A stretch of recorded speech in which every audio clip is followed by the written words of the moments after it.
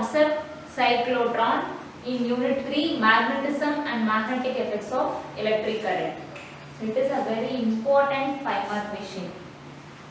So cyclotron is a device. It is used to accelerate charged particles. So it is used to accelerate charged particles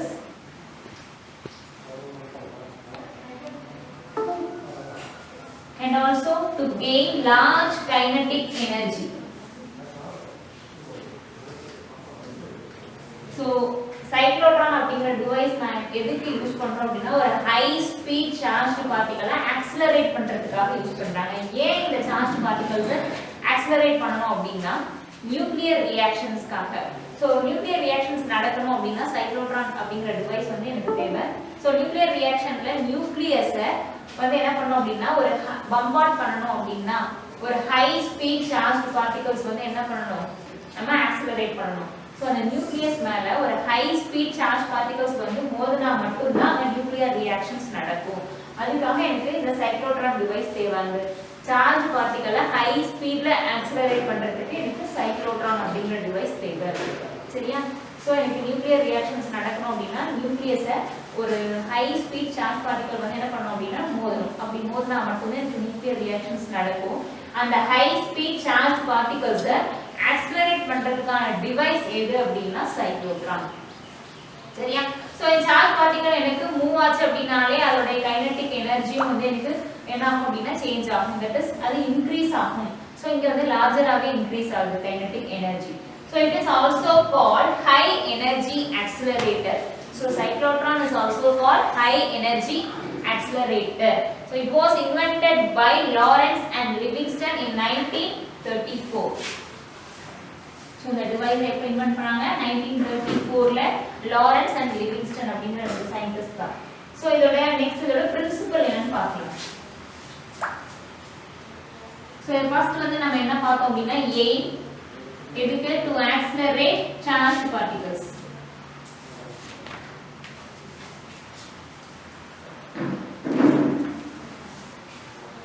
Charged particles high speed ல accelerate பண்றது தான் வந்து இந்த cyclotron device உடைய aim. Second principle. So it works on the principle of Lorentz force. So Lorentz force வந்து நம்மளோட last செஷன்ல பார்த்தோம். Lorentz force பார்த்தோம் இல்லையா? சோ நான் வந்து ஒரு சார்ஜ் ஒரு யூனிஃபார்ம் மேக்னெட்டிக் ஃபீல்ட்ல நான் ஒரு சார்ஜ் சோ யூனிஃபார்ம் மேக்னெட்டிக் ஃபீல்ட்ல ஸ்டேஷனரியா ஒரு சார்ஜ் நான் பிளேஸ் பண்ணேன். சார்ஜ்ங்கிறது ஒரு நெகட்டிவ் சார்ஜா இருக்கலாம் இல்ல பாசிட்டிவ் சார்ஜா இருக்கலாம் whatever it is. சோ அந்த சார்ஜ் நான் ஸ்டேஷனரியா சப்போஸ் அது ரெஸ்ட்ல இருக்கு அப்படினா இதுல எந்த ஃபோர்ஸுமே ஆக்ட் ஆகாது. சப்போஸ் அதே அந்த சார்ஜ் வந்து எனக்கு மூவிங்ல இருக்கு. யூனிஃபார்ம் மேக்னெட்டிக் ஃபீல்டோட டைரக்ஷன் இது. சோ எனக்கு அந்த சார்ஜ் வந்து இது பெர்பெண்டிகுலரா அந்த மேக்னெட்டிக் ஃபீல்டுக்கு பெர்பெண்டிகுலரா எனக்கு மூவ் ஆச்சு அப்படினா சோ அந்த சார்ஜ் மேல அந்த பர்టిక్యులர் சார்ஜ் மேல எனக்கு என்ன ஆக்ட் ஆகும் ஃபோர்ஸ் வந்து கிரியேட் ஆகும். அதுதான் நம்ம லாரன்ஸ் ஃபோர்ஸ் அப்படி சொல்லுவோம். So due to that force the charged particle tends to rotate in a circular motion. So அந்த லாரன்ஸ் ஃபோர்ஸ் என்ன பண்ணும் அப்படினா இங்க ஒரு டார்க் ஆக்ட் ஆகும். So அந்த சார்ஜ் வந்து என்ன பண்ணும் அப்படினா சர்க்குலர் மோஷன்ல ரிவால்வ் பண்ண வைக்கும். So இதெல்லாம் நம்ம லாரன்ஸ் ஃபோர்ஸ்ல பார்த்தோம். So இங்கேயும் அந்த பிரின்சிபல் தான் யூஸ் பண்றாங்க. So இங்கேயும் வந்து இந்த cyclotron அப்படிங்கற டிவைஸ்லயும் இந்த பிரின்சிபல் தான் யூஸ் ஆகுது. when a charged particle moves perpendicular to the magnetic field ஒரு magnetic fieldக்கு perpendicular எனக்கு magnetic fieldக்கு perpendicular எனக்கு சார்ஜ் மூவ் ஆச்சு அப்படினா அந்த லாரன்ஸ் ஃபோர்ஸ் வந்து கிரியேட் ஆகும். அந்த லாரன்ஸ் ஃபோர்ஸ் என்ன பண்ணும் அப்படினா அந்த சார்ஜ் எனக்கு சர்க்குலர் பாத்ல ரொட்டேட் பண்ண வைக்கும். சோ அந்த பிரின்சிபல் தான் வந்து இந்த cyclotron டிவைஸ்ல நம்ம யூஸ் பண்றோம். நெக்ஸ்ட் வந்து கன்ஸ்ட்ரக்ஷன். சோ கன்ஸ்ட்ரக்ஷன்ல இது வந்து நம்ம cyclotron அந்த டிவைஸ் உடைய ஸ்கீமாட்டிக் டயகிராம். இந்த டயகிராம் வந்து நீங்க எக்ஸாம்க்கு போடணும். சோ இது ஸ்கீமாட்டிக் டயகிராம் ஆஃப் cyclotron. இதுல வந்து ரெண்டு மெட்டல் கண்டெய்னர்ஸ் இருக்கு. சோ நம்ம வந்து செமி சர்க்குலர் அப்படி சொல்றாங்க. சர்க்குலர் அப்படினா நமக்கு தெரியும். இப்போ செமி சர்க்குலர் அப்படினா இந்த மாதிரி. So two semi circular metal containers. Two semi circular metal containers called Ds. இத நாம என்ன சொல்றோம் அப்படினா Ds. இது எப்படி இருக்கும் அப்படினா hollow shape இருக்கும்.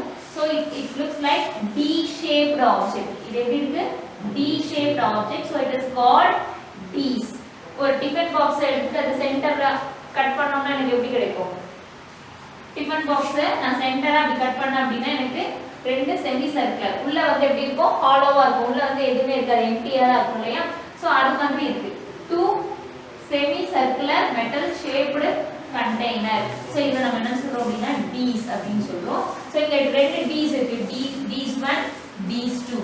சோ இங்க ரெண்டு D's இருக்கு. The particles are allowed to move in between these two semicircular metal containers. Next இந்த D's வந்து எதுல என்க்ளோஸ் பண்ணிருக்காங்க அப்படினா ஒரு evacuated chamberல. சோ evacuated அப்படினா அந்த air வந்து எஜெக்ட் பண்ணிருப்பாங்க. that is vacuum-ஆ இருக்கும். சோ ஒரு சின்ன டிஃபன் பாக்ஸ் ஒரு பெரிய பாக்ஸ் குள்ள போட்ட மாதிரி. சரியா? அந்த D's வந்து எதுல எடுத்து போய் வைக்கறாங்க அப்படினா ஒரு evacuated chamberல என்க்ளோஸ் பண்ணி வைக்கறாங்க. And also it is kept in a uniform magnetic field. So இந்த D's நாம எதுல பிளேஸ் பண்றோம் அப்படினா ஒரு uniform magnetic field by electromagnet. Electromagnet தான் அந்த uniform magnetic field வந்து எனக்கு ப்ரொவைட் பண்ணனும் தெரியும். சோ இந்த இடத்துல நான் என்ன பண்றேன் அப்படினா இங்க north pole of electromagnet இத ஃபேஸ் பண்ணி இருக்க மாதிரி வச்சிருக்கேன். இங்க பாருங்க south pole of electromagnet. So இந்த D's-க்கு மேல வந்து ஃபர்ஸ்ட் என்ன இருக்கு அப்படினா north pole வந்து இத ஃபேஸ் பண்ணிருக்கு and இங்க வந்து south pole வந்து இத ஃபேஸ் பண்ணி இருக்க மாதிரி இருக்கு. இதுதான் the semi circular D's அப்படினா சோ இங்க வந்து north pole of electromagnet இங்க வந்து south pole of electromagnet இத ஃபேஸ் பண்ணி இருக்க மாதிரி வச்சிருக்காங்க. So direction of magnetic field எப்படி இருக்கும் அப்படினா நமக்கு தெரியும் இப்போ magnetic field direction வந்து எப்படி இருக்கும் from north to south தான் இருக்கும். So the direction of magnetic field வந்து எப்படி இருக்கும் அப்படினா இந்த D's உடைய பிளேனுக்கு பெர்பெண்டிகுலரா இருக்கும். இதுதான் இந்த D's அப்படினா magnetic field வந்து from north to south இப்படி இருக்கும் magnetic field ஓட direction. இப்போ இந்த D's ஓட பிளேனுக்கு அந்த magnetic field வந்து எப்படி இருக்கு அப்படினா பெர்பெண்டிகுலரா இருக்கும். சரியா? the direction of magnetic field வந்து perpendicular to the plane of the D's. சரிங்களா? ஓகே நெக்ஸ்ட் இந்த ரெண்டு செமி சர்க்குலர் இந்த மெட்டல் கண்டெய்னர் இடையில ஒரு ஸ்மால் கேப் இருக்கு. சோ இந்த மாதிரி ரெண்டு செமி சர்க்குலர் மெட்டல் கண்டெய்னர் இடையில ஒரு ஸ்மால் கேப் இருக்கும். இந்த கேப்ல என்ன பிளேஸ் பண்ணிருக்காங்க அப்படினா சோர்ஸ். சோ சோர்ஸ் S வந்து place in between these two gaps. So இந்த சோர்ஸ் என்ன பண்ணும் அப்படினா which ejects charged particle. நீ எதை ஆக்ஸலரேட் பண்ண போறோமோ எந்த சார்ஜ் பார்ட்டிகல் நான் ஆக்ஸலரேட் பண்ண போறனோ அத வந்து எஜெக்ட் பண்ணக்கூடிய சோர்ஸ் தான் வந்து என்ன அப்படினா இந்த கேப்ல வந்து என்ன பண்ணிருக்காங்க பிளேஸ் பண்ணிருக்காங்க. ஓகேங்களா? So the D's are connected to a high frequency alternating potential. So இந்த ரெண்டு D's-ஐயும் நான் எது கூட கனெக்ட் பண்ணிருக்கேன் அப்படினா high frequency alternating potential.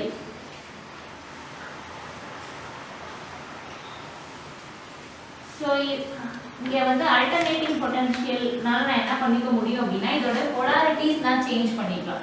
First D's1 வந்து நான் பாசிட்டிவ் அப்படினா D's2 வந்து நெகட்டிவா இருக்கும்.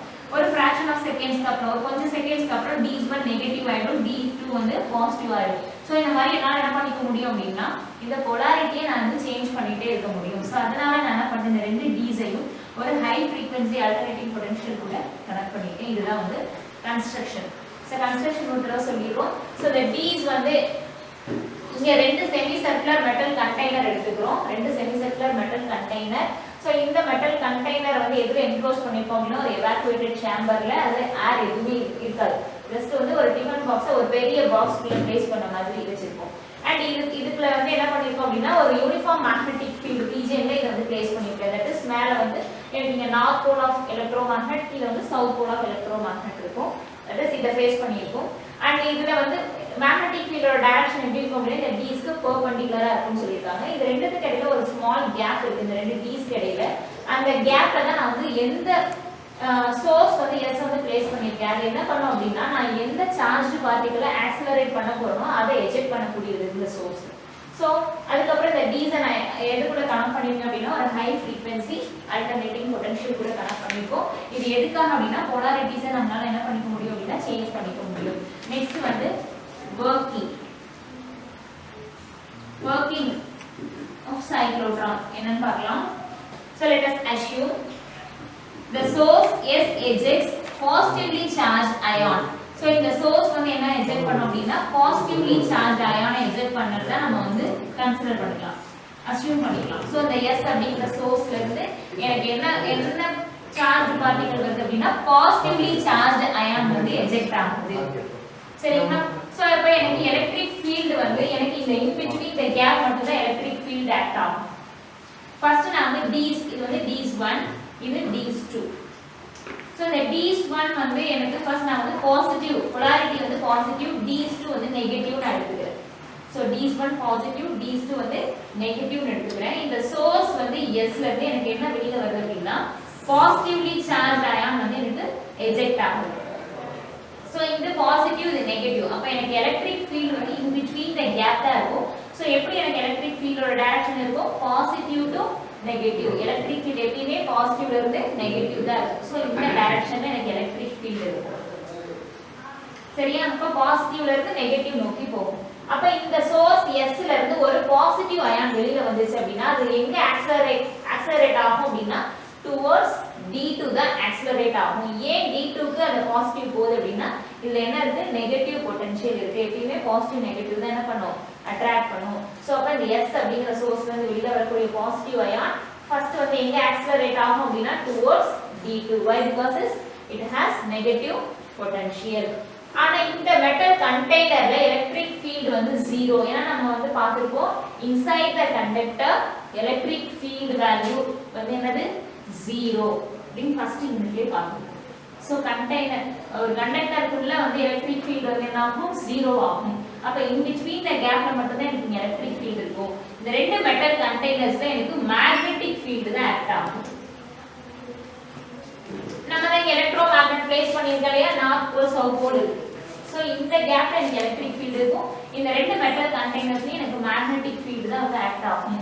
சோ நம்ம இதுக்கு முன்னாடியே சொல்லியிருக்கோம் லாரன்ஸ் ஃபோர்ஸ்ல ஒரு சார்ஜ் பார்ட்டிகல் வந்து மேக்னெட்டிக் ஃபீல்ட்ல பெர்பெண்டிகுலரா மூவ் ஆச்சு அப்படினா எனக்கு அங்க லாரன்ஸ் ஃபோர்ஸ் கிரியேட் ஆகும். அப்ப இந்த சோர்ஸ்ல இருந்து எனக்கு வெளியில வரக்கூடிய பார்ட்டிகல் எதை நோக்கி போகும் அப்படினா Ds2 நோக்கி போகும். ஏன்னா இது நெகட்டிவ் பொட்டன்ஷியல். சோ அந்த டயகிராம் தான் இங்க போட்டுருக்காங்க. ஃபர்ஸ்ட் அது எங்க நோக்கி வருது அப்படினா D2 அப்படிங்கற Ds நோக்கி அது வந்து எனக்கு ஆக்ஸலரேட் ஆகுது. சோ இங்க வரும்போது எனக்கு எலக்ட்ரிக் ஃபீல்ட் 0 ஆயிடும். மேக்னெட்டிக் ஃபீல்ட் ஆக்ட் ஆகும். மேக்னெட்டிக் ஃபீல்ட் ஆக்ட் ஆகி ஒரு சார்ஜ் பார்ட்டிகல் இந்த Dsக்கு அதாவது மேக்னெட்டிக் ஃபீல்டுக்கு பெர்பெண்டிகுலரா மூவ் ஆச்சு அப்படினா என்ன பண்ணும் லாரன்ஸ் ஃபோர்ஸ் கிரியேட் ஆகி அந்த பார்ட்டிகலை எனக்கு சர்க்குலர் பாத்ல ரொட்டேட் பண்ண வைக்கும். சோ அதனால தான் இந்த பாசிட்டிவ் சார்ஜ் வந்து எனக்கு இந்த மாதிரி திரும்புது. ஓகேங்களா?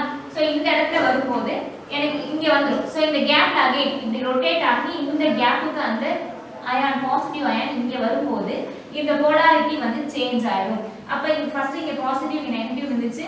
இப்ப Ds1 வந்து நெகட்டிவ் பொட்டன்ஷியல் Ds2 வந்து பாசிட்டிவ் பொட்டன்ஷியல். அப்ப பாசிட்டிவ் சார்ஜ் இங்க வரும்போது அது எதை நோக்கி போகும் Ds1 நோக்கி ஆக்ஸலரேட் ஆகும். ஏன்னா இங்க நெகட்டிவ் இருக்கிறதுனால. சோ அப்ப எனக்கு இங்க வரும். அந்த பாசிட்டிவ் சார்ஜ் வந்து இங்க எனக்கு வரும். அகைன் இந்த கண்டெய்னருக்குள்ள இந்த மெட்டல் கண்டெய்னர் கண்டக்டருக்குள்ள வரும்போது எலக்ட்ரிக் ஃபீல்ட் 0 ஆயிடும். மேக்னெட்டிக் ஃபீல்ட் ஆக்ட் ஆகும். அப்ப எனக்கு பெர்பெண்டிகுலரா அந்த சார்ஜ் வந்து எனக்கு மூவ் ஆகுது மேக்னெட்டிக் ஃபீல்ட்ல அப்படினா அது என்ன பண்ணும் அப்படினா லாரன்ஸ் ஃபோர்ஸ் அந்த பார்ட்டிகலை இப்படி சர்க்குலர் பாத்ல ரொட்டேட் பண்ணி விடும். சோ அகைன் இங்க ஒரு செமி சர்க்குலர் வருது. சோ இங்க வரும் அகைன் திருப்பி இந்த கேப்புக்கு வந்துரும். சோ இந்த கேப்புக்கு வந்த உடனே திருப்பி இங்க என்ன ஆகும் போலாரிட்டி சேஞ்ச் ஆயிடும். இது பாசிட்டிவ் ஆயிடும் இது நெகட்டிவ் ஆயிடும். போலாரிட்டி சேஞ்ச் ஆச்சு அப்படினா இந்த வர பாசிட்டிவ் சார்ஜ் வந்து எதை நோக்கி போகும் அப்படினா Ds2 நோக்கி ஆக்ஸலரேட் ஆகும். ஏன்னா இது நெகட்டிவ் பொட்டன்ஷியல்ங்கிறதால. சோ எனக்கு இங்க வரும். இங்க வரும்போது அகைன் இதுக்குள்ள மட்டும் தான் எனக்கு எலக்ட்ரிக் ஃபீல்ட் இருக்கும். இங்க மேக்னெட்டிக் ஃபீல்ட் ஆக்ட் ஆகி இந்த சார்ஜ் பார்ட்டிகலை செமி சர்க்குலர் பாத்ல அது என்ன பண்ணும் அப்படினா ரொட்டேட் பண்ண வைக்கும். சோ இதே process தான் கண்டினியூ ஆயிட்டே இருக்கும். ஒரு கேப்புக்கு அந்த கேப்ல வரும்போது மட்டும் தான் அயன் வந்து கேப்ல வரும்போது மட்டும் தான் இந்த polarities வந்து சேஞ்ச் ஆகும். சோ இந்த கேப் வரும்போது polarity ரிவர்ஸ் ஆகும். அடுத்த கேப் வரும்போது அந்த polarity ரிவர்ஸ் ஆகும். சரிங்களா? இங்க மட்டும் தான் எனக்கு எலக்ட்ரிக் ஃபீல்ட் ஆக்ட் ஆகும். இந்த இடத்துல மேக்னெட்டிக் ஃபீல்ட் ஆக்ட் ஆகும். சோ இதே process இந்த சார்ஜ் பார்ட்டிகல் இனிஷியலா வந்து ஸ்லோவா மூவ் ஆயிட்டே இருக்கு. and இந்த ரேடியஸ் இன்கிரீஸ் ஆகும். இங்க பாருங்க இதோட ரேடியஸ் வந்து என்ன ஆகுது? சோ இன்கிரீஸ் ஆகும். ரேடியஸ் இன்கிரீஸ் ஆக அந்த சார்ஜ் பார்ட்டிகளோட வெலாசிட்டி உங்களுக்கு என்ன ஆகும் அப்படினா ரொம்ப கிரேட்டர் ஆகும். சோ இந்த circular motion for the circular motion the Lorentz force act as a centripetal force. So இந்த சர்க்குலர் மோஷன் வேணும்னா நமக்கு இங்க வந்து என்ன இந்த லாரன்ஸ் ஃபோர்ஸ் வந்து எதுவும் ஆக்ட் ஆகுது சென்ட்ரிபிட்டல் ஃபோர்ஸ் மாதிரி ஆக்ட் ஆகுது. சென்ட்ரிபிட்டல் ஃபோர்ஸுக்கான ஃபார்முலா நமக்கு என்ன தெரியும் mv²/r. ஸோ சென்ட்ரிபிட்டல் ஃபோர்ஸ்க்கான ஃபார்முலா என்னது mv²/r. So Lawrence force so இந்த லாரன்ஸ் ஃபோர்ஸ் தான் எது மாதிரி ஆக்ட் ஆகுதுன்னு சொல்லியிருக்காங்க. இந்த சர்க்குலர் மோஷன்ல அது வந்து மூவ் ஆகணும் அப்படின்னா இந்த லாரன்ஸ் ஃபோர்ஸ் வந்து சென்ட்ரிபிட்டல் ஃபோர்ஸ் மாதிரி ஆக்ட் ஆகுது. அதனால தான் அந்த பார்ட்டிகல் வந்து உங்களுக்கு சர்க்குலர் பாத்ல மூவ் ஆகுது. So centripetal force Lawrence force இங்க ஈக்குவல் அப்படின்னு சொல்றாங்க. லாரன்ஸ் ஃபோர்ஸ் வந்து ஃபார்முலா வந்து என்னது F is equal to QVB sin theta. then Lawrence force so இந்த இடத்துல theta வந்து 90 டிகிரி. ஏன் 90 டிகிரி? ஸோ அந்த சார்ஜ் பார்ட்டிகல் மேக்னெட்டிக் ஃபீல்ட்ல பெர்பெண்டிகுலரா மூவ் ஆச்சு அப்படின்னா அப்ப எனக்கு மேக்ஸிமம் கிடைக்கும். Perpendicular means 90 degree. sin 90 யோட வேல்யூ 1. அப்ப F is equal to QVB மட்டும். So centripetal force is equal to Lorentz force. அப்ப mv²/r is equal to என்னது QVB மட்டும். So இந்த ஒரு VV cancel ஆயிட்டு mv/r is equal to Q into V. இதுல இருந்து நான் என்ன பண்ணலாம் அப்படின்னா இந்த ரேடியஸ் கால்குலேட் பண்ணலாம். இந்த சர்க்குலர் பாத்தோட ரேடியஸ் கால்குலேட் பண்ணலாம்.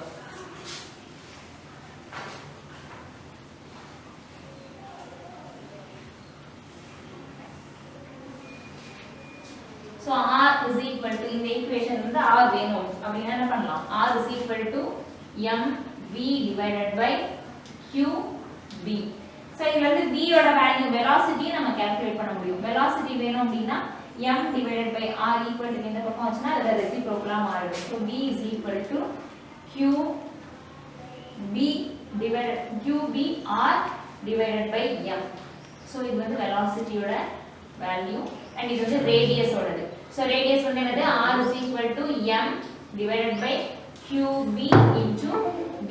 So இந்த m divided by qb is a constant அப்படினு சொல்றாங்க. நம்ம equal to constant எடுத்துட்டா என்ன போடுவோம் proportional symbol போடுவோம். So r is directly proportional to v. இது constant. So இதுல என்ன தெரியும் அப்படினா if radius increases then velocity is also increases. இங்க radius வந்து increase ஆக இந்த சார்ஜ் பார்ட்டிகளோட velocity என்ன ஆகுது increase ஆகுது. சரியா? So r is directly proportional to v. So இதே process continuous ஆயிட்டே இருக்கும். So இந்த சார்ஜ் பார்ட்டிகள் எனக்கு அதோட velocity increase ஆயிட்டே இருக்கு. once இதோட எட்ஜுக்கு வரும்போது இந்த சார்ஜ் பார்ட்டிகள் வந்து இந்த எட்ஜுக்கு வரும்போது என்ன ஆகும் அப்படினா இது ஒரு டிஃப்ளெக்டர் பிளேட் வச்சிருப்பாங்க. சோ இந்த டிஃப்ளெக்டர் பிளேட்ல பட்டு அது என்ன ஆகும் அப்படினா வெளியில வரும். அந்த சார்ஜ் பார்ட்டிகள் டிஃப்ளெக்டர் பிளேட்ல பட்டு வெளியில வந்து சோ எந்த டார்கெட்ல அது வந்து ஹிட் பண்ணுமோ அந்த டார்கெட்ட மோதும். அதனால மோதும். சரியா? இதுதான் வந்து சைக்ளோட்ரான் உடைய வர்க்கிங். சோ இதுல ஒரு இம்பார்ட்டன்ட் கண்டிஷன் ஒன்னு இருக்கு. அது என்ன அப்படினா இந்த சார்ஜ் பார்ட்டிகள் பாசிட்டிவ் அயான் தான் வந்து இங்க வெளியில வருது இல்லையா? இந்த பாசிட்டிவ் அயானுடைய இது மேக்னெட்டிக் ஃபீல்ட்ல இந்த மாதிரி சர்க்குலேட் ஆகுது இல்லையா? இந்த பாசிட்டிவ் அயானுடைய ஃப்ரீக்வென்சியும் இந்த எலக்ட்ரிக்கல் ஆசிலேட்டருடைய ஃப்ரீக்வென்சியும் must be equal அப்படினு சொல்றாங்க. இந்த ரெண்டு ஃப்ரீக்வென்சியும் ஈக்குவலா இருக்கும். இது ஒரு இம்பார்ட்டன்ட் கண்டிஷன் இன் சைக்ளோட்ரான். இந்த கண்டிஷனுக்கு ரெசோனன்ஸ் கண்டிஷன் அப்படினு பேரு. ரெசோனன்ஸ். சோ இது வந்து ரொம்ப இம்பார்ட்டன்ட்டான ஒரு 2 மார்க் புக் பேக் क्वेश्चन கூட மார்க் பண்ணிக்கோங்க. சோ ரெசோனன்ஸ் கண்டிஷன் அப்படினா என்ன கேட்பாங்க. சோ the magnetic fieldல சர்க்குலேட் ஆகுதுலே இந்த பாசிட்டிவ் அயானுடைய ஃப்ரீக்வென்சியும் எலக்ட்ரிக்கல் ஆசிலேட்டருடைய ஃப்ரீக்வென்சி must be equal அப்படினு சொல்றாங்க. இதுதான் வந்து என்ன அப்படினா ரெசோனன்ஸ் கண்டிஷன். சோ நான் வந்து லாரன்ஸ் ஃபோர்ஸ்ல நம்ம ஏற்கனவே ஒரு கம்ப்ளீட் ஒரு பார்த்தோம். லாரன்ஸ் ஃபோர்ஸ் பத்தி நம்ம ஏற்கனவே ஒரு லாஸ்ட் செஷன்லயே பார்த்தாச்சு. சோ லாரன்ஸ் ஃபோர்ஸ்ல என்ன அப்படினா ஒரு சார்ஜ் பார்ட்டிகல் மேக்னெட்டிக் ஃபீல்ட்ல இத மேக்னெட்டிக் ஃபீல்ட் வந்து எனக்கு இன்சைட் தி போர்டு இருக்கு அப்படினா இப்படி ஒரு கிராஸ் மார்க் போட்டுருப்பாங்க. அப்ப எனக்கு அது பெர்பெண்டிகுலரா எனக்கு ஒரு சார்ஜ் மூவ் ஆகுது. சோ நம்மளுடைய லாஸ்ட் செஷன்ல லாரன்ஸ் ஃபோர்ஸ் வந்து பார்த்திருப்போம். சோ லாரன்ஸ் ஃபோர்ஸ் வந்து என்ன அப்படினா மேக்னெட்டிக் ஃபீல்டுக்கு பெர்பெண்டிகுலரா எனக்கு ஒரு சார்ஜ் மூவ் ஆச்சு அப்படினா அந்த சார்ஜ் மேல ஒரு டார்க் வந்து கிரியேட் ஆகும். That is Lawrence force create ஆகி அந்த சார்ஜை எனக்கு என்ன பண்ணும் அப்படினா இந்த மாதிரி சர்க்குலர் பாத்ல ரொட்டேட் பண்ண வைக்கும். எப்போ இதுக்கு மேக்னெட்டிக் ஃபீல்டுக்கு பெர்பெண்டிகுலரா அது மூவ் ஆகும்போது அது மேல லாரன்ஸ் ஃபோர்ஸ் கிரியேட் ஆகும். அந்த லாரன்ஸ் ஃபோர்ஸ் வந்து அந்த சார்ஜை எந்த மாதிரி சர்க்குலர் பாத்ல எனக்கு அது ரொட்டேட் பண்ண வைக்கும் அப்படிங்கிறது நமக்கு தெரியும். ஸோ அப்போ அந்த சர்க்குலர் பாத்ல ரொட்டேட் ஆகும்போது அந்த சார்ஜ் பார்ட்டிகல் ஒரு கம்ப்ளீட் ரொட்டேஷனுக்கான டைம் பீரியட், அந்த சார்ஜ் பார்ட்டிகளோட ஃப்ரீக்வன்சி, ஆங்குலர் ஃப்ரீக்வன்சி எல்லாமே நம்ம அந்த கிளாஸ்ல பார்த்தோம். ஸோ வந்து ஃப்ரீக்வன்சி என்ன பார்த்துருக்கோம் அப்படின்னா QB டிவைடட் பை 2πm இல்லையா? ஸோ அதுல இருந்து அந்த ஈக்குவேஷன்ல இருந்து நான் இதை எழுதியிருக்கேன்.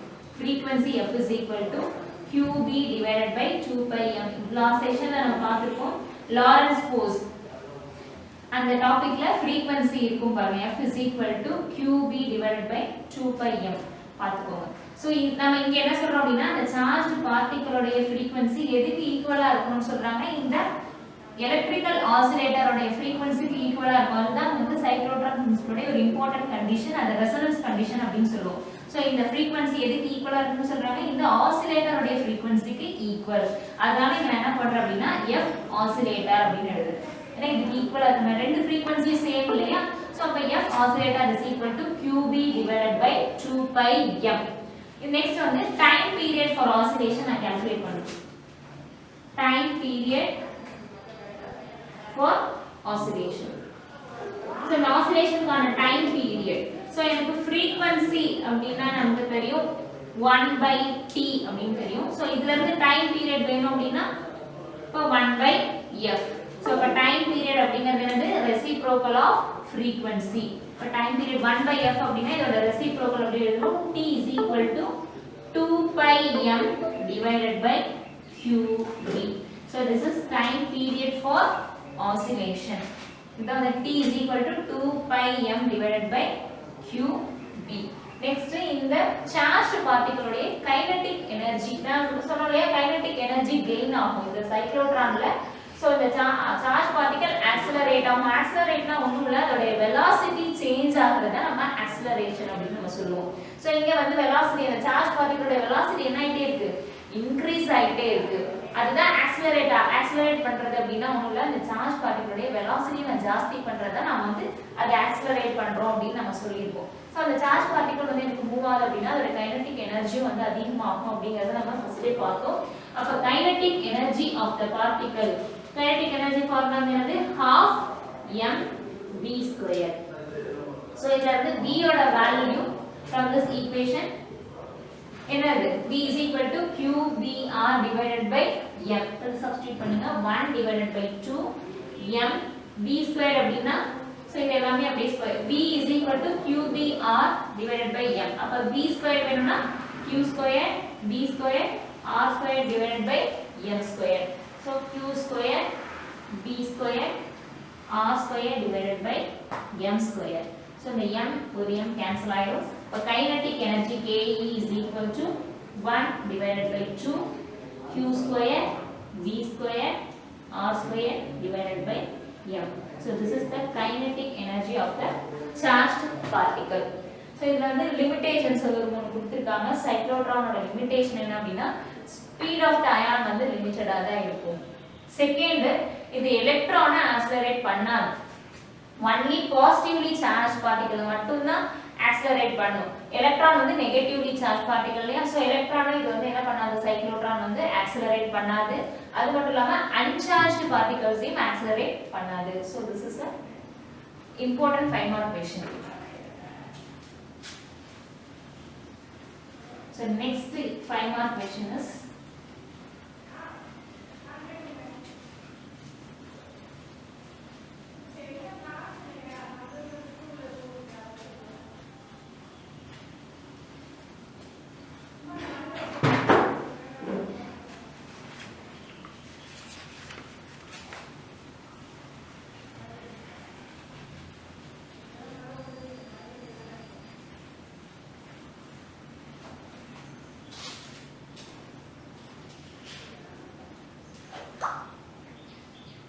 next important 5 mark question is force on a current carrying conductor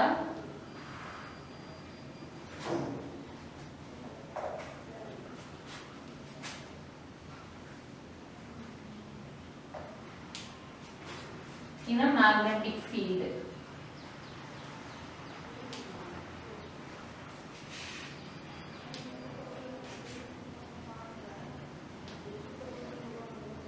So uniform magnetic field la or current carrying conductor place பண்ணும்போது அது எக்ஸ்பீரியன்ஸ் பண்ணக்கூடிய ஃபோர்ஸ் என்னவா இருக்கும் அப்படிங்கறத இந்த டாபிக்ல பார்க்க போறோம். சோ இதுவே ரொம்ப இம்பார்ட்டன்ட் ஒரு 5 மார்க் क्वेश्चन. சோ இங்க magnetic field வந்து எப்படி உங்களுக்கு யூனிஃபார்ம் magnetic field வந்து இந்த மாதிரி ஒரு கிராஸ் மாதிரி போட்டுருப்பாங்க. சோ அதாவது in b in அப்படின உங்க புக்ல இருக்கும். அப்படினா இந்த magnetic field ஓட டைரக்ஷன் வந்து இன்வெர்ட்ஸா இருக்கும். அதாவது இந்த போர்டுக்குள்ள இப்படி போகுற மாதிரி இருக்கும். இதுக்கு முன்னாடி நம்ம இப்படி டிரா பண்ணிருப்போம் magnetic field ஓட டைரக்ஷன். சோ இங்க வந்து magnetic field ஓட டைரக்ஷன் எப்படி இருக்கு அப்படினா சோ நம்ம வந்து பாக்கும்போது போர்டுக்குள்ள இந்த மாதிரி magnetic field ஓட டைரக்ஷன் inside the board. அதுதான் இந்த கிராஸ் மார்க் வந்து போட்டுருக்காங்க. அப்படினா என்ன அர்த்தம் அப்படினா இன்வெர்டா இருக்கு magnetic field. சோ அது நம்ம யூனிஃபார்ம் magnetic field அப்படினு சொல்றாங்க. யூனிஃபார்ம் அப்படினா தெரியும் இல்லையா? மேக்னிட்யூடும் சேமா இருக்கும், டைரக்ஷனும் சேமா இருக்கறத நம்ம வந்து யூனிஃபார்ம் மேக்னெட்டிக் ஃபீல்ட் அப்படினு சொல்லுவோம். சோ இந்த யூனிஃபார்ம் மேக்னெட்டிக் ஃபீல்ட்ல நான் வந்து ஒரு கரண்ட் கேரியிங் கண்டக்டர் நான் பிளேஸ் பண்றேன்.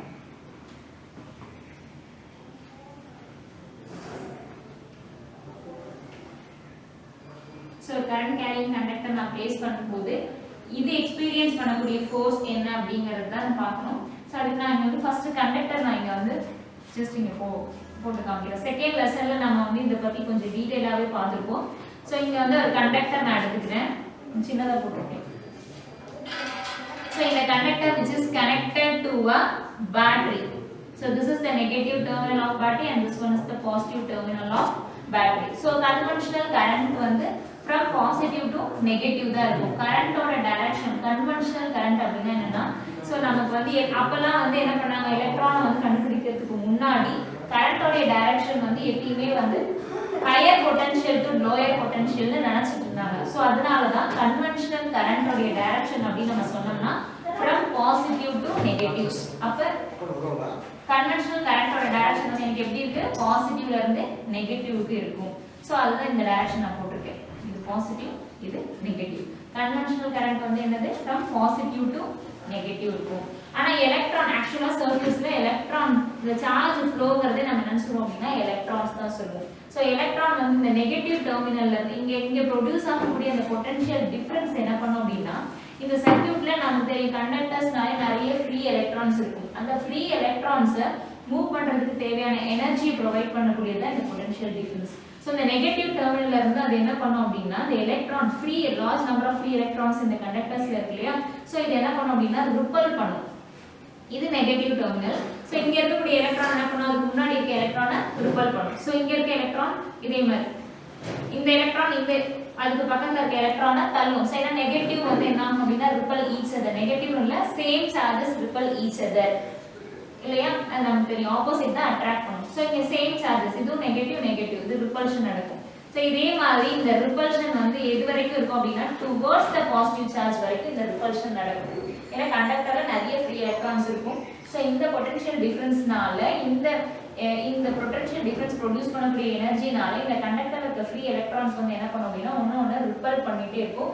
டுவர்ட்ஸ் பாசிட்டிவ் சார்ஜ் வரைக்கும் அது வந்து ரிப்பல்ஷன் நடக்கும். அப்ப அந்த எலக்ட்ரான் வந்து எப்படி இருக்கு அப்படினா சோ எங்க ட்ரிஃப்ட் ஆகுது அப்படினா டுவர்ட்ஸ் பாசிட்டிவ் சார்ஜுக்கு ட்ரிஃப்ட் ஆகுற மாதிரி நமக்கு தெரியுது. அப்ப இந்த டைரக்ஷன் எப்படி இருக்கு, கரண்ட் ஓட டைரக்ஷனுக்கு எலக்ட்ரான் ஃப்ளோ ஆப்போசிட் டைரக்ஷன்ல இருக்க மாதிரி தெரியுது. கரண்ட் வந்து positive to negative. So electron flow வந்து எப்படி இருக்கு, negative to positive, opposite to conventional current ஓட டைரக்ஷனுக்கு ஆப்போசிட் டைரக்ஷன்ல இருக்க மாதிரி தெரியும். சோ இந்த எலக்ட்ரானோட வெலாசிட்டி தான் என்ன சொல்றோம் அப்படினா ட்ரிஃப்ட் வெலாசிட்டி vd அப்படிங்கறது நம்ம வந்து செகண்ட் யூனிட்ல நிறைய பார்த்திருக்கோம். சரிங்களா?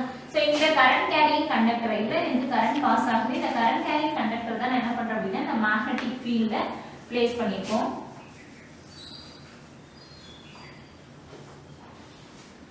சோ இந்த மேக்னெட்டிக் ஃபீல்ட்ல பிளேஸ் பண்ணிட்டு இந்த லெந்த் ஆஃப் தி கண்டக்டர் வந்து என்ன அப்படினா L. So area of cross section வந்து கேபிட்டல் A. சோ இந்த கரண்டோட டைரக்ஷன் வந்து நமக்கு தெரியும்.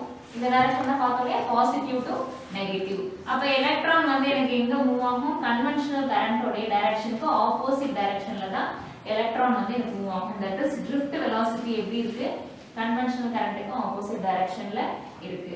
சோ இப்போ இந்த கண்டக்டர் எக்ஸ்பீரியன்ஸ் பண்ணக்கூடிய ஃபோர்ஸ் வந்து என்ன அப்படின்னு பார்க்கறாங்க. So when a current carrying conductor is placed in a uniform magnetic field, the force experienced by the conductor is equal to sum of the Lorentz force on the individual charge carriers in the conductor. கண்டக்டர்ல நிறைய free electrons இருக்குன்னு தெரியும். So ஒரு free electron experience பண்ணக்கூடிய Lawrence force வந்து இந்த டைரக்ஷன்ல இருக்கு. அப்ப இன்னொரு ஃப்ரீ எலக்ட்ரானும் ஒரு ஃபோர்ஸ் எக்ஸ்பீரியன்ஸ் பண்ணும், இன்னொரு ஃப்ரீ எலக்ட்ரான் ஒரு ஃபோர்ஸ். இந்த மாதிரி நிறைய ஃபோர்ஸ் இருக்கு இல்லையா, நிறைய சார்ஜ் கேரியர், தனித்தனியான சார்ஜ் கேரியர் ஒரு ஃபோர்ஸை எக்ஸ்பீரியன்ஸ் பண்ணும். அதோடைய சம் மீன்ஸ் அதோட அடிஷனுக்கு ஈக்குவலா இருக்கும் இந்த கண்டக்டர் எக்ஸ்பீரியன்ஸ் பண்ணக்கூடிய டோட்டல் ஃபோர்ஸ். கண்டக்டர் வந்து எக்ஸ்பீரியன்ஸ் பண்ணக்கூடிய டோட்டல் ஃபோர்ஸ் எதுக்கு ஈக்குவலா இருக்கும் அப்படின்னா, அந்த கண்டக்டருக்குள்ள நிறைய சார்ஜ் கேரியர்ஸ் இருக்கும். அந்த இண்டிவிஜுவல் சார்ஜ் கேரியர்ஸ் தனித்தனியா எக்ஸ்பீரியன்ஸ் பண்ணக்கூடிய ஃபோர்ஸ் உடைய அடிஷனுக்கு ஈக்குவலா இருக்கும் அப்படின்னு சொல்றாங்க. சரியா? இந்த இடத்துல ஃபோர்ஸ் வந்து எனக்கு எந்த டைரக்ஷன்ல இருக்கும், அந்த லாரன்ஸ் ஃபோர்ஸ் வந்து நெகட்டிவ் சார்ஜ்ங்கிறதுனால எனக்கு டவுன்வர்டா தான் இருக்கும் அப்படின்னு சொல்றோம். ஏன் டவுன்வர்ட்? இதுவே நம்ம வந்து பாசிட்டிவ் சார்ஜா இருந்துச்சு அப்படின்னா எனக்கு அப்வர்டா இருக்கும்.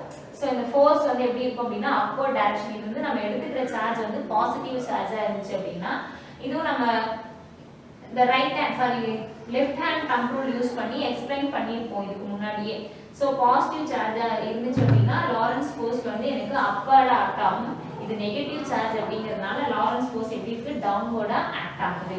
சரிங்களா? அப்ப total force capital F is equal to sum of the force on the individual charge carriers. ஒரு சார்ஜ் கேரியர்ஸும் எக்ஸ்பீரியன்ஸ் பண்ணக்கூடிய ஃபோர்ஸ் உடைய அடிஷனுக்கு equal. That is F1 plus F2 plus F3 plus etc. Fn வரைக்கும் இருக்கும். சோ இந்த இடத்துல இந்த சார்ஜ் எல்லாமே நெகட்டிவ் சார்ஜ், சேம் சார்ஜ் தான் இருக்கும். 1.6 into 10 to the power minus 19 னா எல்லா எலக்ட்ரானுக்கும் சேம் சார்ஜ்.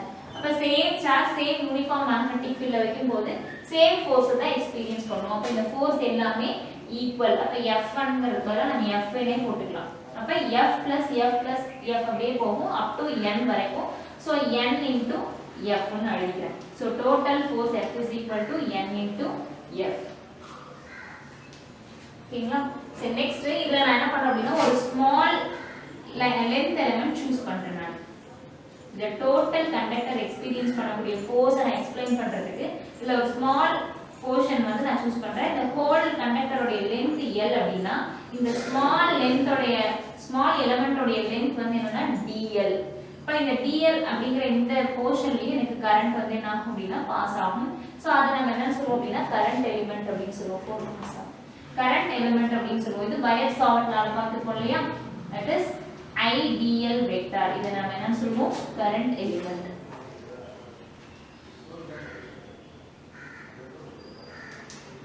ஐடியல் வெக்டார் வந்து என்னது, கரண்ட் எலிமெண்ட். சரி, சோ இப்போ இந்த ரிலேஷன்ல இருந்தே பார்க்கலாம்.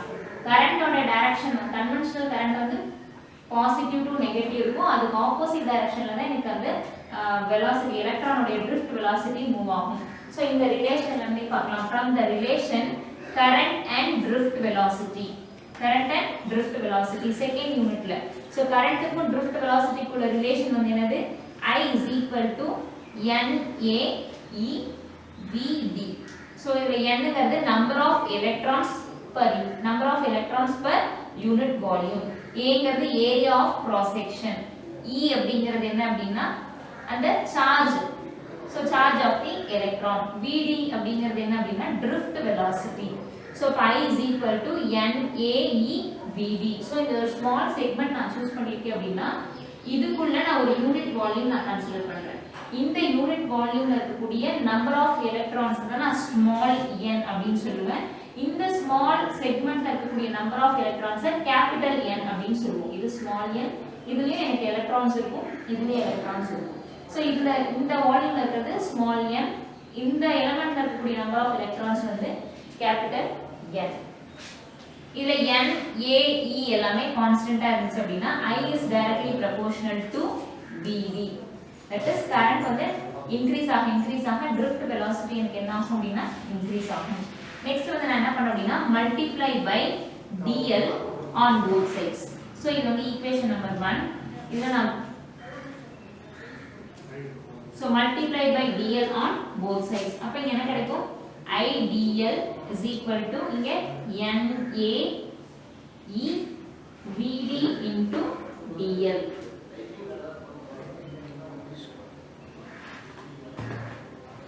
So in terms of current element la சொன்னோம் அப்படினா current element வந்து என்னது vector form. அப்ப இது எப்படி எழுதுவோம்?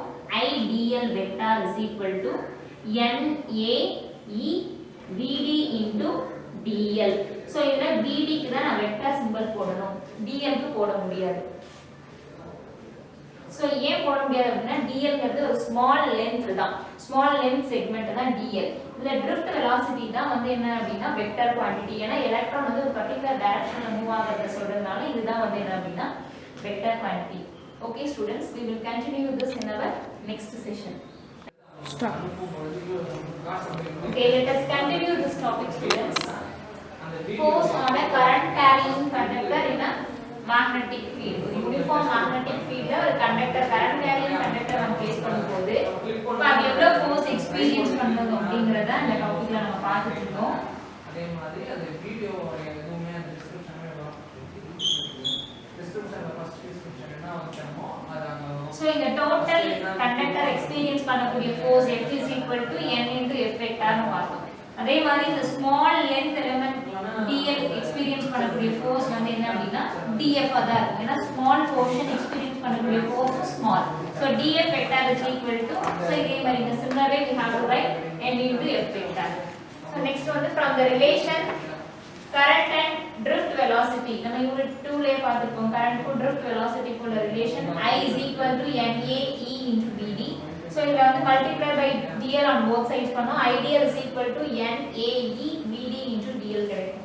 So in terms of current element நான் இது சொன்னோம் அப்படினா vector formula I dl vector is equal to a negative sign அப்படினா so current to drift velocity எப்படி இருக்கு அப்படினா opposite direction ல இருக்கிறது இண்டிகேட் பண்றது the negative sign. So minus n a e vd vector into dl. ஏன் இங்க நான் dl vector போட்டுருக்கேன், இங்க dl போடல அப்படினா so இது வந்து dl அப்படிங்கிறது இந்த small length element, it is a scalar quantity. ஆனா இந்த ideal அப்படிங்கிறது current element. so அந்த dl அப்படிங்கற length இருக்குலையா, இந்த small portionல current flow ஆகும்போது அந்த current உடைய direction indicate பண்றதுக்காக தான் நம்ம ideal vector னு போட்டுருக்கோம். and இங்க வந்து எது vector அப்படினா drift velocity தான் vector quantity. ஏனா electron உடைய flow வந்து indicate பண்றது. இது வரைக்கும் நம்ம பார்த்திருக்கோம். சரிங்களா? next we know that the average force experienced by this conductor. நமக்கு தெரியும் ஒரு யூனிஃபார்ம் மேக்னெட்டிக் ஃபீல்ட்ல ஒரே ஒரு சார்ஜ் வந்து எனக்கு மூவ் ஆச்சு அப்படினா அப்ப அந்த சார்ஜ் எக்ஸ்பீரியன்ஸ் பண்ணக்கூடிய ஃபோர்ஸ் வந்து எனக்கு என்ன தெரியும், F is equal to q v cross v அப்படிங்கறத நம்ம ஏற்கனவே லாரன்ஸ் ஃபோர்ஸ்ல பார்த்திருந்தோம் இல்லையா. F is equal to இது வந்து ஒரு சிங்கிள் சார்ஜ் எக்ஸ்பீரியன்ஸ் பண்ணக்கூடிய ஃபோர்ஸ் அப்படிங்கறதால ஸ்மால் f போட்டுருக்கேன். F is equal to q v vector cross v vector. So இந்த இடத்துல எனக்கு இந்த சிங்கிள் சார்ஜ் அப்படி நம்ம சொல்றது இந்த எலக்ட்ரானை தான் நம்ம பத்தி பேசிட்டு இருக்கோம். எலக்ட்ரானோட ஃப்ளோ தான் வந்து நம்ம இங்க பத்தி பேசிட்டு இருக்கோம். சோ அப்ப இந்த சார்ஜ் q க்கு பதிலா நான் என்ன போட போறேன் அப்படினா எலக்ட்ரான் போட போறேன். F is equal to q, electron வந்து negatively charge. So minus e vd. இங்க v ங்கிறது velocity of the charge particle, vd ங்கிறது velocity, drift velocity of the electron. So vd vector cross v vector. So this is the average force experienced by this charge carrier. F is equal to minus e vd vector cross v vector. So next the total force experienced by this small portion என்னன்னு பார்ப்போம். So the small length element experience பண்ணக்கூடிய total force df vector is equal to n into f vector. இதான் formula இல்லையா, df vector is equal to n into f vector. So இதுல n அப்படிங்கிறது என்னன்றத நம்ம பார்க்கலாம். So இதுல small n, இந்த small element குள்ள நான் ஒரு சின்ன ஒரு யூனிட் வால்யூம் கன்சிடர் பண்றேன். அதுல இருக்கக்கூடிய நம்பர் ஆஃப் ஃப்ரீ எலக்ட்ரான்ஸ் வந்து small n. So இந்த ஹோல் இந்த லைன் எலிமெண்ட் இருக்குல, இந்த லெந்த் எலிமெண்ட் இந்த small portion இருக்கக்கூடிய number of free electrons capital N. So number of free electrons per unit volume is equal to small n அப்படின்னு சொல்றாங்க. So small n is equal to capital N divided by V. Number of free electrons in small element area divided by volume is equal to number of free electrons in unit volume. So n is equal to n divided by v. இப்போ இதுல இருந்து எனக்கு என்ன வேணும், capital n வேணும் அப்படின்னா n into v. So v வந்து volume of this element. இந்த small element உடைய volume. Volume ஓட ஃபார்முலா வந்து area into height இல்ல area into length. area ங்கிறது a, இங்க length ங்கிறது dl. So v க்கு பதிலா நான் என்ன எழுத போறேன் அப்படின்னா a dl. So capital N is equal to what? N small n a into dl. So n is equal to n a dl. So f vector வந்து என்னது minus e vd cross v. So இந்த form எல்லாம் நம்ம இதுக்கு முன்னாடி இங்க பார்த்த மாதிரி இருக்கு. So இத நான் எப்படி எழுதுறேன் அப்படினா மைனஸ் நான் முன்னாடி கொண்டு வந்துறேன் minus n a e vd. இத அப்படியே கொஞ்சம் இன்டர்சேஞ்ச் பண்ணி எழுதிட்டேன் dl vd வெக்டார் இங்க okay n a e dl vd vector cross v vector. So இதுல n a e dl vd க்கு பதிலா இதுக்கு பதிலா எனக்கு என்ன தெரியும் அப்படினா I dl வெக்டார் தெரியும் minus n a e vd vector dl க்கு பதிலா என்ன தெரியும் I dl vector. So instead of this we have to write I dl vector cross v vector. So this is the total force experienced by this small element. So in the small portion experienced பண்ணக்கூடிய force வந்து df vector is equal to I dl vector cross v vector. அப்ப இந்த whole conductor experience பண்ணக்கூடிய force வந்து நம்ம எப்படி எழுதுவோம், இது வந்து ஒரு small portion experience பண்ணக்கூடிய force. அப்ப total conductor the whole conductor experience பண்ணக்கூடிய force வந்து என்னவா இருக்கும் f vector. ஏன் small portion experience பண்ணக்கூடிய force df அப்படினா the whole conductor experience பண்ணக்கூடிய force வந்து f vector is equal to I into dl அப்படிங்கிறது the small length element. அப்ப the whole conductor ஓட length வந்து l. So I l vector cross v vector. இது வந்து total force experienced by this conductor. இது வந்து vector ஃபார்ம்ல இருக்கு. நம்ம வந்து மேக்னிட்யூட்ல எழுதணும்னா என்ன பண்ணலாம்?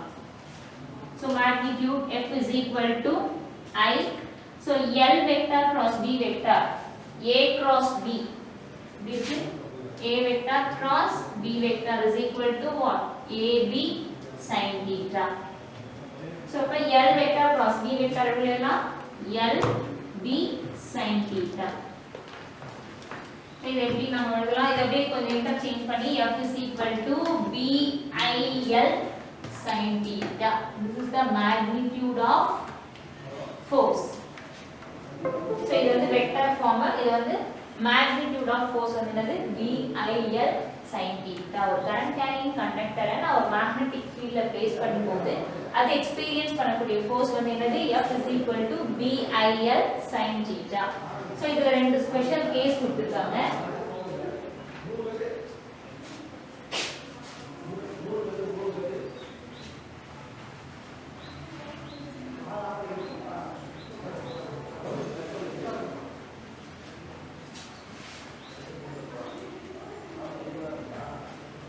So case 1 theta is equal to, so F is equal to BIL sin theta.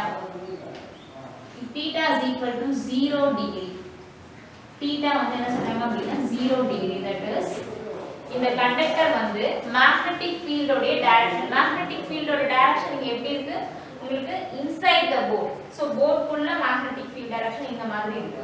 So magnetic field ஓட directionலயே நான் இந்த கண்டக்டரை place பண்றேன். இதுதான் எனக்கு magnetic field ஓட direction அப்படினா இதுக்கு parallel நான் வந்து என்ன பண்றோம் அப்படினா இந்த கண்டக்டரை place பண்ணோம் அப்படினா there is no angle between them. அப்ப parallel இருக்கு அப்படினா angle கிடையாது. But theta is equal to what? 0. So theta 0 அப்படினா F is equal to BIL sin 0 0. So anything in the 0 0. அப்ப force வந்து என்னது 0. கண்டக்டர் நான் வந்து என்ன பண்றேன் அப்படினா parallel magnetic field க்கு parallel place பண்ண அப்படினா அந்த force வந்து என்னது there is no force acting on it.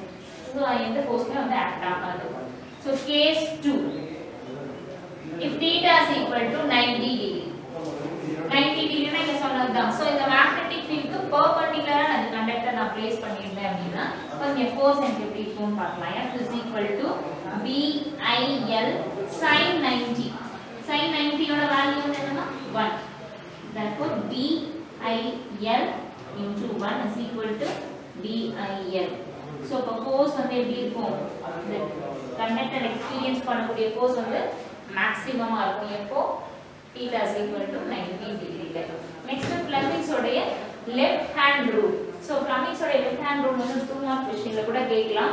So இங்க என்ன கொடுத்திருக்காங்க பாருங்க, அது மார்க் பண்ணிக்கோங்க. When a current carrying conductor is placed in a uniform magnetic field.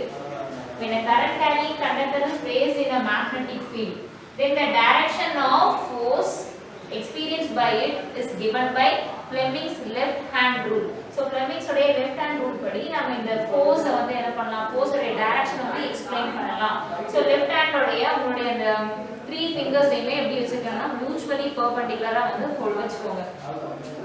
So இதுல பாருங்க அப்படினா இந்த 4 finger என்ன indicate பண்ண அப்படினா current உடைய direction. 4 finger indicates the direction of current and the middle finger indicates the direction of magnetic field. Then the thumb indicates the direction of force. So suppose இது வந்து பாசிட்டிவ் சார்ஜா இருந்துச்சு அப்படினா, positive சார்ஜா இருக்கு அப்படினா, so உங்களுக்கு இந்த thumb வந்து என்ன பண்ணும், என்ன இண்டிகேட் பண்ணுது, direction of force. force வந்து upward act ஆன மாதிரி இருக்கும். And இந்த middle finger வந்து magnetic field ஓட direction and fourth finger என்ன இண்டிகேட் பண்ணும் அப்படினா current உடைய direction இண்டிகேட் பண்ணுது அப்படினு சொல்றாங்க. சரிங்களா? Fleming உடைய left hand rule. Next important topic வந்து force between two long parallel current carrying conductors. So இதுமே ஒரு ரொம்ப ரொம்ப இம்பார்ட்டன்ட்டான ஒரு 5 mark question.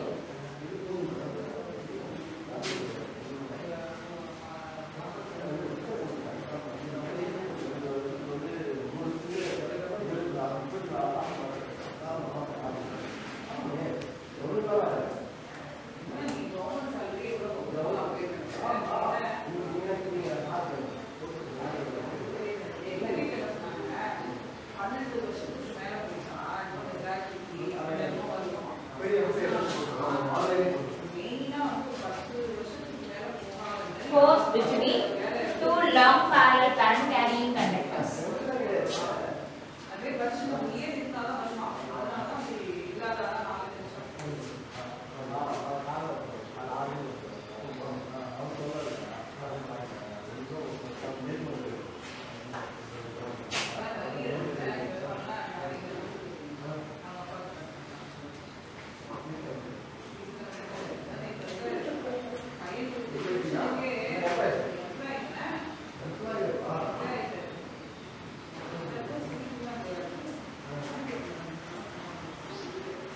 Force between two long parallel current carrying conductors. Consider two long straight conductor. So consider two long straight conductor and a parallel conductor. So both conductors are parallel to each other.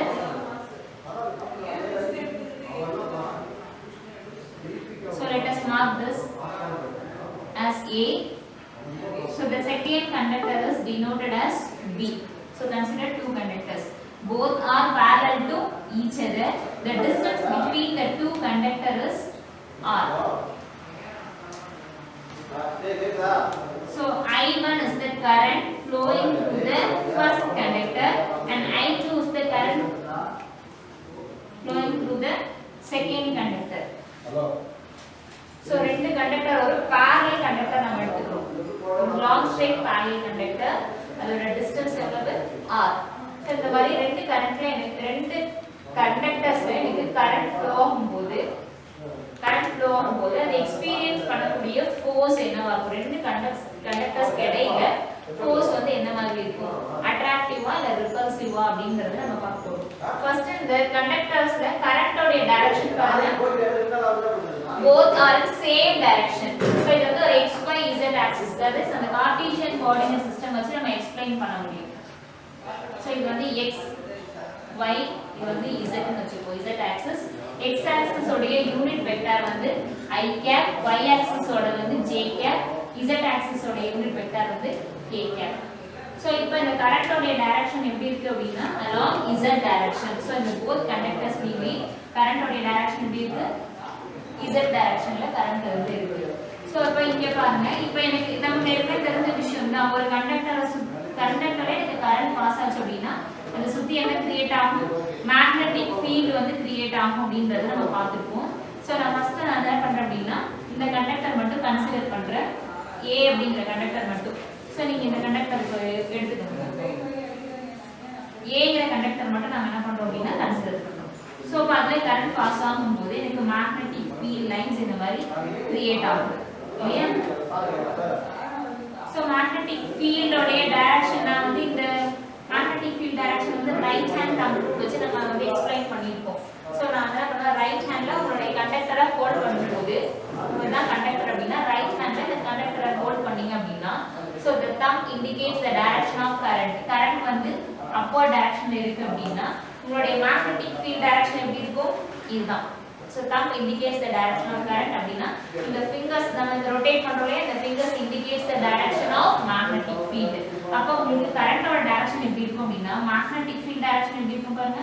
So இந்த மாதிரி இன்வர்டா இருக்கும். இந்த இடத்துல உங்களுக்கு magnetic field எப்படி இருக்கு inward direction.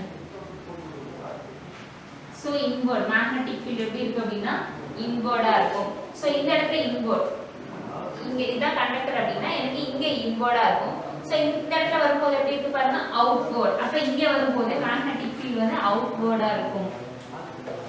சரிங்களா? So நான் என்ன பண்ண போறேன் அப்படினா magnetic field இது வந்து O அப்படிங்கற ஒரு பாயிண்ட் நான் சூஸ் பண்ணிருக்கோம். இந்த பாயிண்ட நான் O ன்னு எடுத்துக்கிறேன் அப்படினா இந்த பாயிண்ட magnetic field என்னன்னு நான் கால்குலேட் பண்ணனும்.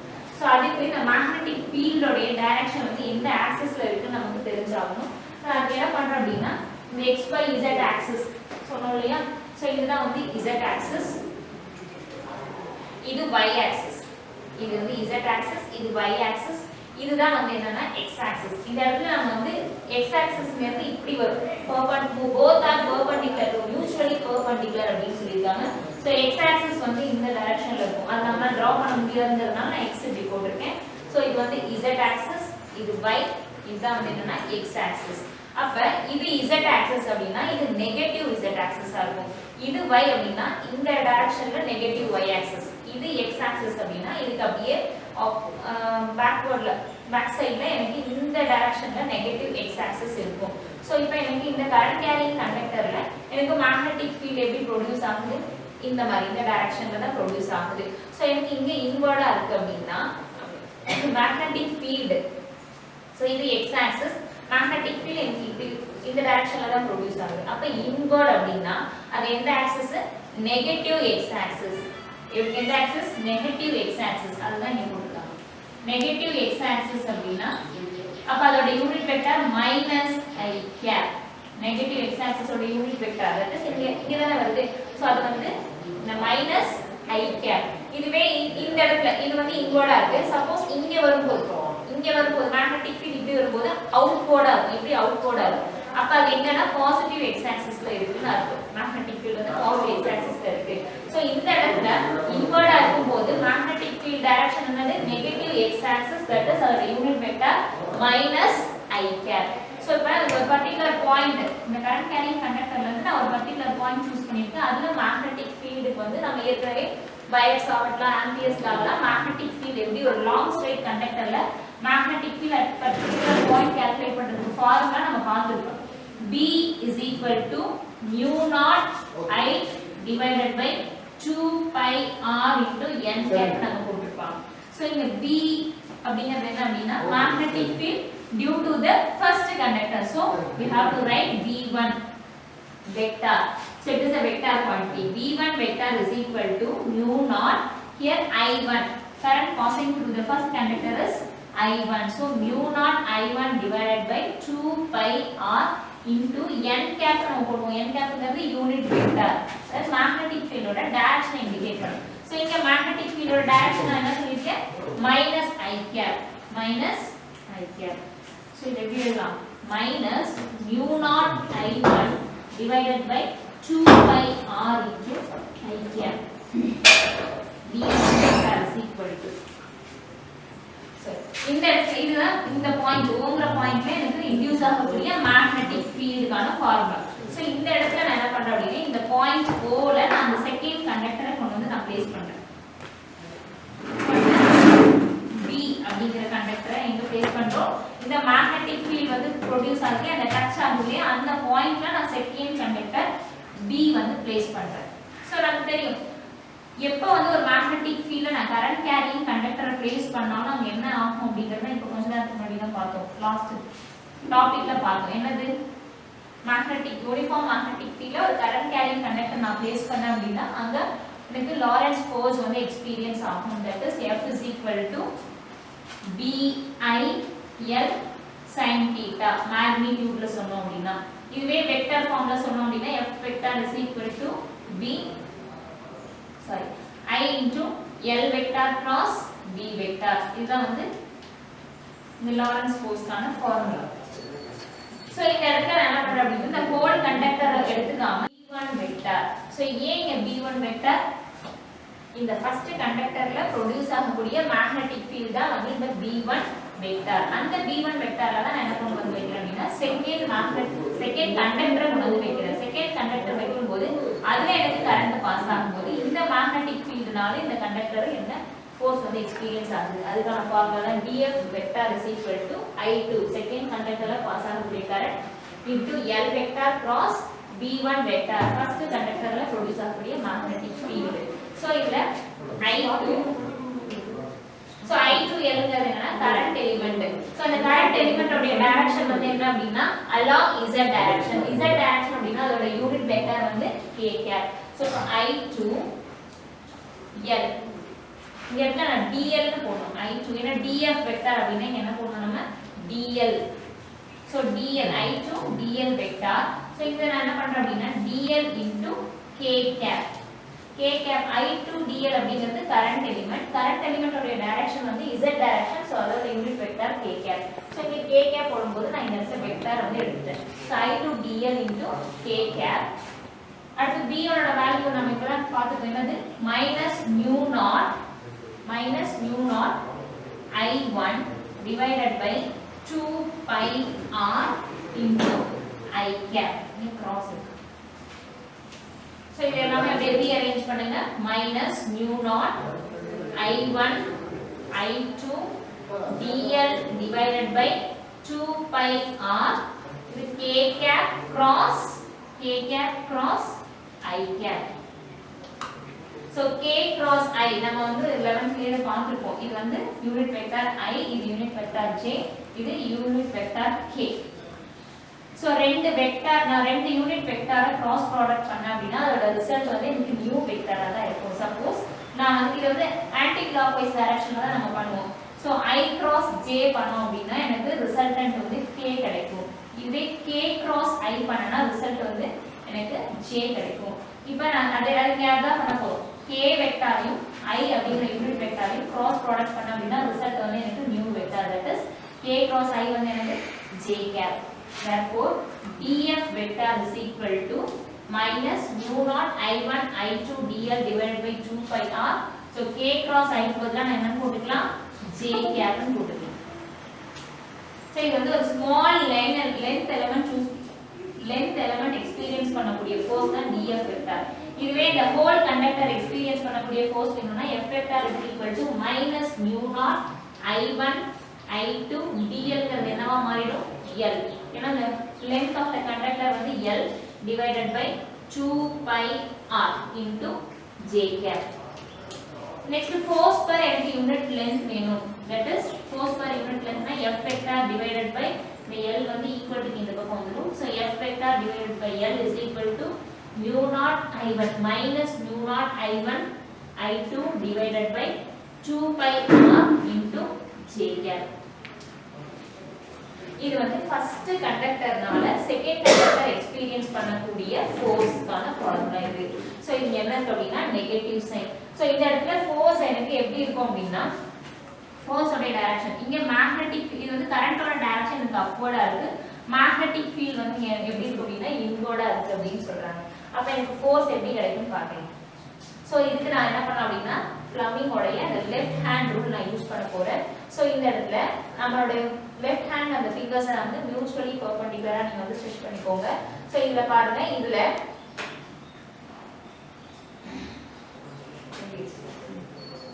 ஓகே. ஸோ இதுல வந்து இந்த மாதிரி வச்சுக்கோங்க. ஓகே. ஸோ மேக்னெட்டிக் ஃபீல்டோடைய டைரக்ஷன் எப்படி இருக்கும் அப்படின்னா உங்களுக்கு இந்த இடத்துல இன்வர்டா இருக்கு. மேக்னெட்டிக் ஃபீல்டோட டைரக்ஷன் எப்படி இருக்கு? இன்வர்டா இருக்கு. இது கரெக்ட்டா நம்ம வைக்க முடியல. ஸோ மேக்னெட்டிக் ஃபீல்டோட டைரக்ஷன் வந்து இன்வர்ட்ஸ். மேக்னெட்டிக் ஃபீல்டோட டைரக்ஷன் வந்து இங்க இன்வர்டா இருக்கு. ஸோ உங்களுடைய இந்த four finger indicates the direction of magnetic field and middle finger indicates the direction of current. Current வந்து எனக்கு எப்படி இருக்கு? along z direction இருக்கு. So உங்களுடைய middle finger indicates the direction of current and the forefinger indicates the direction of magnetic field. Magnetic field வந்து இங்க இருந்து பாருங்க inside the board towards the board இருக்கு. So இது வந்து எப்படி இருக்கு? board குள்ள போற மாதிரி இருக்கு. So இந்த middle forefinger indicates the direction of magnetic field and the middle finger indicates the direction of current. So the thumb indicates the direction of force experienced by it. அப்ப இந்த thumb வந்து என்ன indicate பண்ணுது? force ஓட direction. force ஓட direction இங்க எப்படி இருக்கு உங்களுக்கு பாருங்க, இந்த மாதிரி. அது from right to left இருக்க மாதிரி இருக்கு. That is the force experienced by this conductor attracted towards A. So இந்த மாதிரி இருக்கு. So அதான் force ஓட direction எப்படி இருக்கு? from right to left இருக்கு. எப்போ the second conductor experience பண்ணக்கூடிய force. So similarly இந்த B அப்படிங்கற கண்டக்டர் மட்டும் இப்ப எடுத்து நான் திருப்பி இதை எக்ஸ்பிளைன் பண்றேன்.